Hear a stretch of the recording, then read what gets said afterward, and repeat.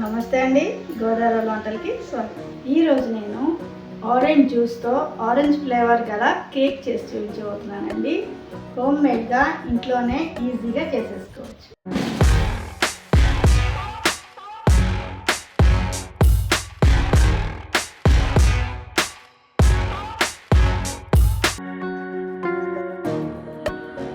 ఇప్పుడు మిగతా లేయర్ పెట్టేద్దాం. దీనిపైన కూడా జామ్ స్ప్రెడ్ చేసేద్దాం.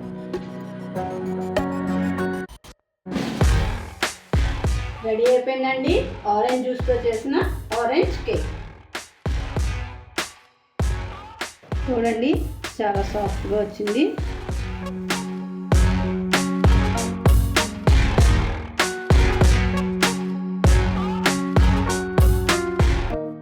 ఈ ఫుల్ రెసిపీ మీరు చూడాలనుకుంటే గోదావరి వంటలు అని యూట్యూబ్లో సెర్చ్ చేసి చూడండి.